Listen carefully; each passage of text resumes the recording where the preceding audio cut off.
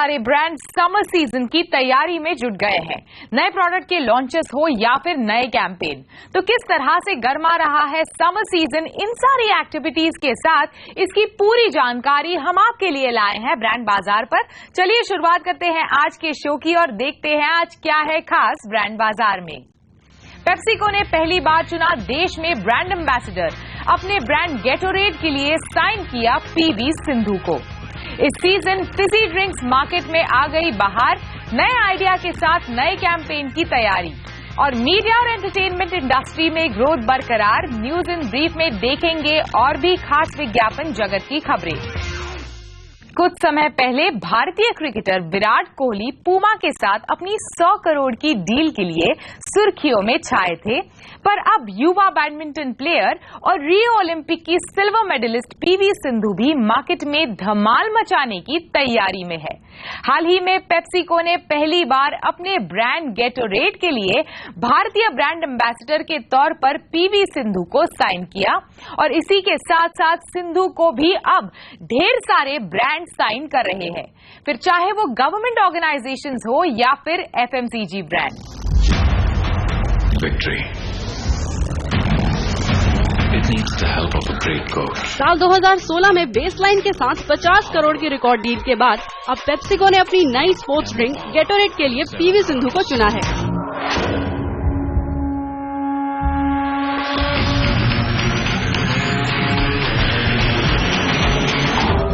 Gatorade ने पहली बार किसी इंडियन फेस को एक स्पोर्ट्स ड्रिंक का ब्रांड एंडोर्सर बनाया है। इस डील के साथ ही पीवी सिंधु सबसे युवा ब्रांड फेस बन के उभरी हैं।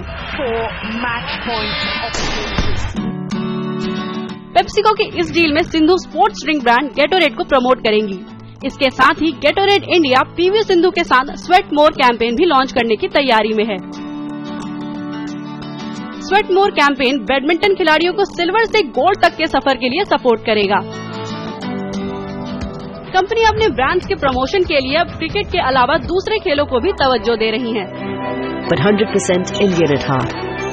यही कारण है कि पिछले कुछ सालों में badminton player Saina Nehwal, tennis सनसनी सानिया मिर्जा और boxing legend Mary Kom branding के लिए नंबर 1 पसंद बन के उभरी हैं। जो नई पीढ़ी है, जो यंग इंडिया है, और उसके लिए कौन रोल मॉडल्स हैं, कौन आइकन्स हैं, उसमें सिंधु बरकरार है। आई थिंक इसमें विमेन आइकन्स ऑल्सो, कि उनका पहले पीटी उषा थी या कभी विमेन स्पोर्ट्स विमेन रही हैं, लेकिन जिस तरह से सिंधु ने ये पूरे नेशन को कैप्चर करा था और जो व्यूअरशिप थी उस मैच की फार हायर कभी भी नहीं हुई, उस टाइप की व्यूअरशिप थी। और ये आई थिंक ब्रांड समझ रहे हैं कि पावर सिर्फ स्पोर्ट्स मेन का नहीं है, लेकिन स्पोर्ट्स वुमेन भी अभी रोल मॉडल्स बन रही हैं। इन सबके अलावा 20 मार्च को मुंबई में हुए टॉयसा में सिंधु को badminton player of the year का खिताब भी दिया गया। एक उभरती हुई युवा खिलाड़ी और बेहतरीन बैडमिंटन प्लेयर पीवी सिंधु अपनी शर्तों पर किसी भी ब्रांड को चुनती हैं। पर इन सब के अलावा पीवी सिंधु अपने खेल और प्रैक्टिस सेशन को लेकर भी काफी सीरियस हैं। पीवी सिंधु को भविष्य के बिग ब्रांड फेस के रूप में देखा जा रहा है। ग्रुप एम कंपनी की स्पोर्ट्स पावर एजेंसी ESP की एक रिपोर्ट के अनुसार साल 2016 के आखिर में सिंधु ने 6 ऐसे ब्रांड्स चुने जिनकी इंडोर्समेंट वैल्यू 7.5 करोड़ रही। इसके अलावा 13 करोड़ के लगभग का कैश अवार्ड सेंट्रल, स्टेट और प्राइवेट बॉडीज की ओर से रियो ओलंपिक में सिंधु के बेहतरीन प्रदर्शन के लिए दिया गया। वहीं सिंधु की सोशल फॉलोइंग को देखें तो रियो ओलंपिक के बाद से इनमें काफी उछाल दिखा। साल 2016 में सिंधु को सोशल साइट में करीब 8.5 लाख लोगों ने देखा, तो वहीं 6.5 लाख लोगों ने पीवी सिंधु को सर्च इंजन पर ढूंढा। सिंधु के ट्विटर प्रोफाइल पर 7,77,000 तो फेसबुक प्रोफाइल पर करीब 12 लाख फॉलोअर्स नजर आए। फिलहाल ब्रांड्स ऑनलाइन प्रेजेंस को काफी महत्व देते हैं, जो किसी ब्रांड बिल्डिंग में मददगार साबित होता है। एक तो गेटोरेड जो है वो परफॉर्मेंस ओरिएंटेड ब्रांड है, तो स्पोर्ट्स परफॉर्मेंस के एरिया में वो ब्रांड हमेशा ही रहा है और वो प्रोडक्ट भी उसी स्पेस का है। तो मेरे हिसाब से बहुत ही अच्छा फिट है पीवी सिंधु के साथ उस ब्रांड का। इसमें गौरतलब बात यह है कि वो किसी एक मेल स्टार के साथ ना जा करके, जैसे टिपिकली इंडिया में होता है आप एक मेल स्टार लेते हैं, उन्होंने एक फीमेल स्टार को साइन अप किया है। और मेरे हिसाब से ये बहुत ही अच्छा कदम है, क्योंकि एक तो इंडिया में एक सेंटिमेंट राइज हो रहा है विमेन एम्पावरमेंट की तरफ। तो हम देख रहे हैं कि लड़कियां आगे बढ़ रही हैं। आप ओलंपिक्स में देखें तो लड़कियों ने ज्यादा मेडल्स जीते इंडिया के लिए बशर्ते कि लड़कों से। तो उस सेंटिमेंट के साथ, उस अचीवमेंट ग्राफ के साथ ये बहुत ही सही बैठता है। ग्रुप एम की रिपोर्ट की माने तो क्रिकेट के अलावा बाकी खेलों की ओर भी ब्रांड्स का झुकाव बढ़ा है। खेलों में इंडोर्समेंट की ग्रोथ 14.5% है। जहां क्रिकेटर्स 74 ब्रांड इंडोर्स करते हैं, वहीं दूसरे खेलों से जुड़े खिलाड़ी 82 ब्रांड्स को प्रमोट करते हैं। ठीक वैसे ही क्रिकेट के अलावा दूसरे खेलों की इंडोर्समेंट ग्रोथ 83.5% की तेजी से बढ़ रही है। इनमें पीवी सिंधु, साक्षी मलिक और सुनील छेत्री इंडोर्समेंट में सबसे आगे हैं। इंडोर्समेंट को लेकर टॉप 10 एथलीट्स की लिस्ट भी जारी की गई, जिसमें विराट कोहली ने नंबर 1 पोजीशन बनाए रखी। वहीं महेंद्र सिंह धोनी, युवराज सिंह और सचिन तेंदुलकर को कोहली के बाद जगह मिली है। इस लिस्ट में 3 महिला खिलाड़ी पीवी सिंधु, साक्षी मलिक और दीपा कर्माकर ने अपनी जगह बनाई है। एक जमाना था 5 साल 10 साल पहले जब सारे 45-50 साल के लोग जो थे वो सारे यूथ आइकॉन्स थे। आप किसी भी कोला ब्रांड के एम्बेसडर को देख लें या किसी भी बाकी यूथ आइकॉन को देख लें, तो वो अब बदल रहा है। अब सच के यंग लोग जो हैं वो यूथ आइकॉन बन रहे हैं और काफी जगह है। मुझे फिर वही बोलूंगा कि मुझे लगता है कि कई लोगों की जगह है। जैसे आप बॉलीवुड में देखिए, एक कोई नंबर 1 एक्ट्रेस नहीं है, एक कोई नंबर 1 हीरो नहीं है। तो हम एक वैसे कल्चर की तरफ बढ़ रहे हैं जब कई लोगों का वर्चस्व होगा, सिर्फ एक होना जरूरी नहीं है। सिंधु के अलावा ओलंपिक से उभरे दूसरे खिलाड़ी भी ब्रांड्स के मैदान में अच्छा प्रदर्शन कर रहे हैं। इनमें फहरिस्त है महिला खिलाड़ियों की, जिनमें सिंधु के अलावा साक्षी मलिक और दीपा कर्माकर ने भी अपनी मौजूदगी दर्ज कराई है।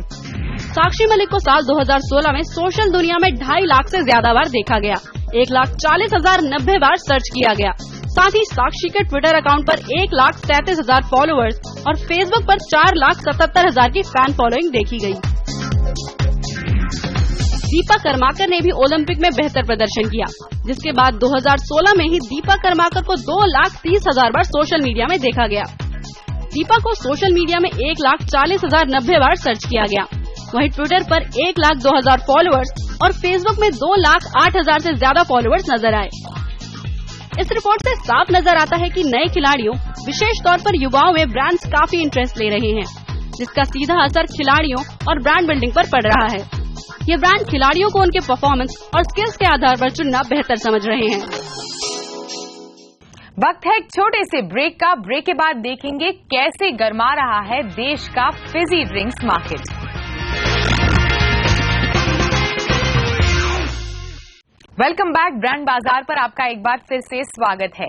समर सीजन में एरेटेड ड्रिंक्स को टक्कर देने आए हैं फिजी ड्रिंक्स। अपने नए फ्लेवर्स के साथ युवाओं को लुभाने के लिए ब्रांड्स इस सेगमेंट पर खासा ध्यान दे रहे हैं। आखिर कैसे होगा इस समर सीजन फिजी ड्रिंक्स का मार्केट, किस तरह की ग्रोथ दिखेगी, ये बता रही है हमारी संवाददाता Ayushi Dimri. Presenting Bisleri Pina Colada. Bisleri का बिस्लरी पॉप हो या पार्ले एग्रो का एप्पी फिज, हेल्दी ग्राहक की हेल्दी चॉइस के लिए तैयार हो गया है फ्रूट फ्लेवर्ड फिज ड्रिंक्स का मार्केट। और इसी मार्केट में अपना दखल बढ़ाने के लिए आया है फ्रूटी फिज। ग्राहकों को जूस के साथ कोल्ड ड्रिंक का जायका देने के लिए फ्रूटी ने अपनी पसंदीदा मैंगो ड्रिंक में फिज का तड़का मारा है। एप्पी फिज के साथ फिज ड्रिंक सेगमेंट में अपना दबदबा बना लेने के बाद फ्रूटी फिज से पार्ले एग्रो अपने ग्राहकों को एक अलग और नया ऑप्शन दे रहा है। और इस लॉन्च के बाद पार्ले एग्रो 2018 तक 5,000 करोड़ के रेवेन्यू की उम्मीद कर रहा है। When we looked at how we'd look at expanding this category, the fact of the matter is today India is still driven by mango as a flavor. In spite of, I've on multiple occasions said as well that, the markets are opening up, new flavors are coming in, but the dominance is still mango. 95% or more is still mango. So when we looked at it, we said that, why not actually create innovation, not just The fact that we're looking at expanding this category, but innovation in the mango category as well. It's been the largest category. It's seen very little innovation or no innovation as such, and really look at doing something much bigger. Our vision is to really be able to grow the entire sparkling fruit based drink category to 4,000 crores over the next few years. Hi Coca Cola. Healthy ग्राहकों के लिए fruit फिज drink cold drinks का एक अच्छा विकल्प साबित हो रहे हैं, जिसकी वजह से ज्यादातर ब्रांड्स अपने फ्रूट फ्लेवर्ड फिज ड्रिंक्स लॉन्च कर रहे हैं। पसंदीदा aerated drink company Coca Cola और पेप्सी को भी इस सेगमेंट में अपनी पहचान बना रहे हैं। जहां कोका कोला की Fanta green mango 10.4% fruit content के साथ ग्राहकों को लुभा रही है, वहीं पेप्सी को इंडिया का नींबू मसाला सोडा 5% लेमन जूस के साथ इस सेगमेंट में मौजूद है। और मसाला मार के पिछले साल डाबर ने भी 20 से 25% फ्रूट जूस कंटेंट के साथ रियल बोलो से इस सेगमेंट में एंट्री मारी। जब हेल्थ कॉन्शियस कंज्यूमर होता है तो पहले वो नेगेटिव चीजें हटाने की कोशिश करता है कि no salt, no fat, no oil, no sugar. But जब उससे ऊपर और उठता है तो वो एक्टिव हेल्थ की तरफ जाता है कि मेरे हेल्थ में इतना प्रोटीन होना चाहिए, इतना विटामिन होना चाहिए, इतना न्यूट्रिशन होना चाहिए। फिर उसके बाद एक और पहलू आता है जिसमें कंज्यूमर सोचता है कि मैं अगर ये पीऊंगा तो मेरा कोलेस्ट्रॉल मैनेज हो जाएगा, मैं अगर ये खाऊंगा तो इससे मेरा डायबिटीज मैनेज हो जाएगा। वो कंप्लीट सोल्यूशंस ढूंढते हैं। रियल बोलो में आपको और ऑप्शंस मिलेंगी डेफिनेटली। आपको जैसे रियल वेलनेस रेंज लॉन्च की है उसमें आपको ऑप्शंस देखने को मिल रही हैं। उसमें हमने आंवला जूस लॉन्च किया है, जामुन जूस लॉन्च किया है, उसमें आपको और देखने को मिलेंगे। इस तरह की और हेल्थ कॉन्शियस और ज्यादा एक्टिव हेल्थ वाली रेंजेस लॉन्च होंगी। मिलावट की बू महक उठी और दोनों को अलग कर दिया गया। डाबर हर जनरेशन में पसंदीदा ब्रांड बन के उभरा। इसके अलावा डाबर ने अपने मार्केट शेयर में भी बढ़ोतरी दर्ज की है। Fruit shakes from Real, milk and fruit are friends forever. Tropicana ने फ्रूट जूस मार्केट में जहां अपना 5% का हिस्सा गंवाया, तो वहीं डाबर ने 2.5% शेयर की बढ़त ली। Smart work. डाबर की रिटेल बिक्री 1000 करोड़ रुपए बढ़ी, जिसके चलते डाबर के ब्रांड रियल फ्रूट जूस ने हेल्दी और नेचुरल फ्रूट ड्रिंक सेगमेंट में ट्रॉपिकाना जैसे ब्रांड को पीछे छोड़ दिया है। डाबर अपने इस फिज फ्रूट सेगमेंट में स्पेंड बढ़ाने और नए प्रोडक्ट्स को लाने के लिए आगे भी तैयार है। Fruit power. एडवर्टाइजिंग हमारा रियल में काफी ज्यादा मात्रा में होता है। हम ऑलमोस्ट 12 महीने एडवर्टाइज कर पाते हैं इस ब्रांड पे, चाहे क्योंकि हमारे बहुत सारे इनिशिएटिव्स होते हैं। कभी गिफ्ट पैक्स की बात करते हैं, तो कभी न्यू लॉन्चेस की बात करते हैं, तो कभी हमारा फेस्टिव सीजन के ऊपर स्पेशल फोकस होता है, कभी बच्चों पे हम अलग से इनिशिएटिव्स लेते हैं। तो रियल काफी अच्छा एडवर्टाइज ब्रांड है और इसमें एडवर्टाइजिंग स्पेंड्स और भी बढ़ेंगे क्योंकि एडवर्टाइजिंग इस ब्रांड पे हमेशा हेल्प करता है ग्रोथ के लिए। अमरूद पे मिर्ची भी। कार्बोनेटेड ड्रिंक्स का मार्केट घट रहा है। ऐसे में मार्केट एक्सपर्ट का मानना है कि ज्यादातर ग्राहक फ्रूट ड्रिंक्स पीना पसंद करेंगे, जिसकी वजह से फ्रूट फिज ड्रिंक्स का मार्केट बढ़ेगा। जूस का मार्केट जैसा मैंने कहा कि बढ़ेगा, उसमें ग्रोथ बहुत अच्छी होगी और कई ब्रांड्स आएंगे और सारे ब्रांड्स के लिए ग्रोथ होगी। तो ऐसा नहीं है कि एक ब्रांड कम बढ़ेगा। आप देखें पेपर बोट बहुत अच्छा कर रहा है, आप देखें आईटीसी ने बी नेचुरल लॉन्च किया है, वो भी धीरे धीरे आगे बढ़ रहे हैं। तो इस कैटेगरी में हम काफी एक्शन देखेंगे। कागज की कश्ती में सैर कराई, मैं बचपन में जाके खुद से मिलाई। फ्रूट फिज ड्रिंक्स का ये ट्रेंड भले ही काफी पुराना हो, लेकिन इस ट्रेंड को बढ़ावा दिया है कोका कोला, बिस्लरी और डाबर जैसे ब्रांड्स ने। और अब फ्रूटी के लॉन्च ने इस सेगमेंट में नई जान फूंक दी है और ग्राहक भी कार्बोनेटेड और एरिएटेड ड्रिंक से ज्यादा हेल्दी फ्रूट फिज ड्रिंक पीना पसंद कर रहे हैं। Drinks and memories. अब वक्त है कुछ ऐसी खबरों का जो इस हफ्ते छाई रही सुर्खियों में। देश की मीडिया और एंटरटेनमेंट इंडस्ट्री 2016 से 2021 तक करीब 14% की CAGR के साथ बढ़ेगी और इसमें एडवर्टाइजिंग रेवेन्यू 15.3% पहुंचने का अनुमान है। ऐसा हाल ही में लॉन्च हुई फिक्की KPMG मीडिया और एंटरटेनमेंट इंडस्ट्री रिपोर्ट में सामने आया है। इस साल की रिपोर्ट में ये दिखा कि डिजिटल मीडियम लगभग 31% की सालाना रेट से बढ़कर 2021 तक 294.5 बिलियन हो जाएगी। हालांकि 2017 में ग्रोथ थोड़ी धीमी होगी और ये तकरीबन 13.1% के आसपास रहेगी, क्योंकि अभी भी डीमोनेटाइजेशन और GST की चिंता से देश घिरा हुआ है। पर डिजिटल में अच्छी ग्रोथ नजर आएगी। 2016 में डिजिटल पर 28% ग्रोथ दिखी, और डिजिटल एडवर्टाइजिंग ने पूरी एडवर्टाइजिंग पाई में से 15% शेयर हासिल किया और 2021 में पूरे एड स्पेंड में डिजिटल माध्यम का हिस्सा 27.3% होगा। जॉनी वॉकर द जर्नी ने एक वीडियो लॉन्च किया है और इसने दुनिया भर में धूम मचा दी है।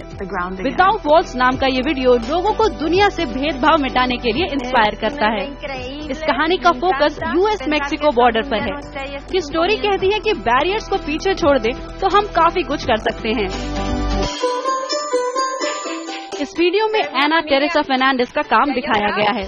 वो आर्ट का इस्तेमाल कर यूएस मेक्सिको बॉर्डर को इनविजिबल बनाती हैं और बॉर्डर फेंस को आसमान के नीले रंग में ढालती हैं। ये वीडियो वाइस मीडिया की in house content agency virtue worldwide ने बनाया है और हाल ही में इंस्टाग्राम ने ये अनाउंस किया कि उनके पास 10 लाख से ज्यादा मंथली एक्टिव एडवर्टाइजर्स हैं और ये नंबर पिछले 6 महीने में ही बढ़कर दुगने हुए हैं। सितंबर 2016 में इंस्टाग्राम के पास 5 लाख एडवर्टाइजर्स थे। एडवर्टाइजिंग के लिहाज से देखें तो इनके पास सबसे ज्यादा advertisers US, Brazil, Indonesia, Russia और यूके से आ रहे हैं। ब्रांड बाजार पर अभी वक्त है एक छोटे से ब्रेक का। ब्रेक के बाद देखेंगे कैसे इंटरनेट काम करेगा एसएमईज के लिए, ये बता रहा है गोडैडी।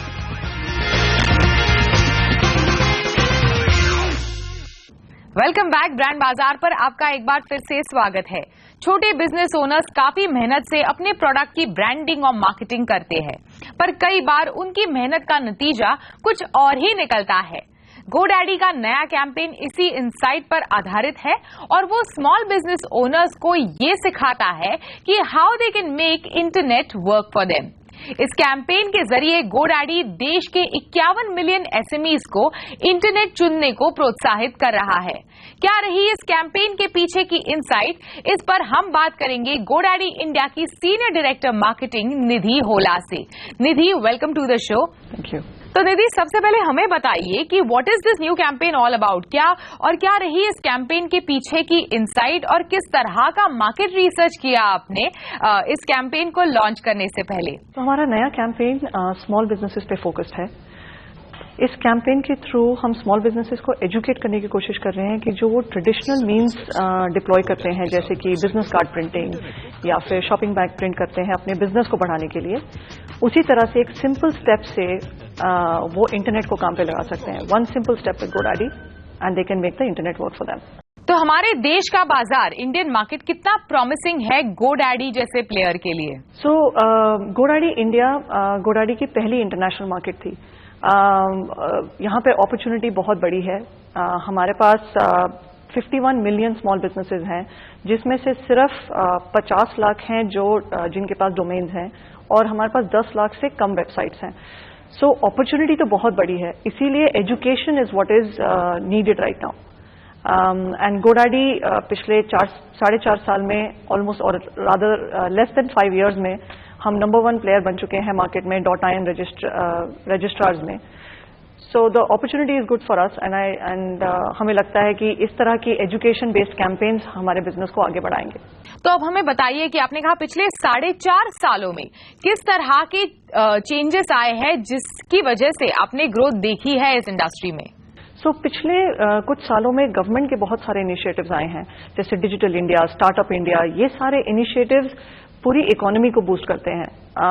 उन सब इनिशिएटिव्स की वजह से भी स्मॉल बिजनेसेस में बहुत अवेयरनेस आ रही है कि उनको इंटरनेट से रिलेटेड कुछ करना है। उनको ये नहीं पता कि उनको क्या करना है, which is what this campaign is focusing on. Nidhi, देश का मोबाइल फोन पेनिट्रेशन काफी बढ़ा है पिछले कुछ सालों में, तो इसे देखते हुए किस तरह से अपने आप को अडेप्ट कर रहा है गोडैडी? एक्चुअली ये बहुत ही वैलिड क्वेश्चन है। आज जो हमने प्रोडक्ट लॉन्च किया है, इस कैंपेन के अलावा हमने आज एक प्रोडक्ट भी लॉन्च किया है, न्यू वेबसाइट बिल्डर। वो प्रोडक्ट बना ही मोबाइल यूजर्स के लिए है। आप अपने मोबाइल पे कुछ ही सेकंड्स में, कुछ ही मिनटों में एक वेबसाइट बना सकते हैं और ये वेबसाइट बनाने के बाद आप उसको प्रमोट भी कर सकते हैं with the same product. So mobile users को इग्नोर नहीं किया जा सकता आज की डेट में इंडिया में। तो निधि, इसी बात पर हमें बताइए कि और रीजनल लैंग्वेजेस में लॉन्च करने के क्या आपके प्लान्स हैं और आगे चलकर रीजनल पर किस तरह से आप अपना फोकस बढ़ाएंगी? 73% स्मॉल बिजनेसेस टियर 2 और 3 सिटीज से हैं इंडिया में। इतना बड़ा परसेंटेज अब टियर 2-3 सिटीज में है, तो ये जो कैंपेन है जो हम 5 लैंग्वेजेस में लेके जा रहे हैं, ये हमारा पहला स्टेप है इसी डायरेक्शन में कि हम उन कस्टमर्स को कैसे रीच करें जो लोकल भाषाओं में बात करते हैं। सो कस्टमर फीडबैक के हिसाब से फिर हम आगे का लैंग्वेज प्लान बनाएंगे। Thank you so much, thanks for speaking to us. Thank you, thanks for the opportunity. आपको हमारा आज का शो कैसा लगा आप हमें लिख सकते हैं और हमें ट्विटर पर भी फॉलो कर सकते हैं @आवाज बीबी पर। फिर मिलेंगे अगले हफ्ते इसी दिन इसी समय सिर्फ CNBC आवाज पर।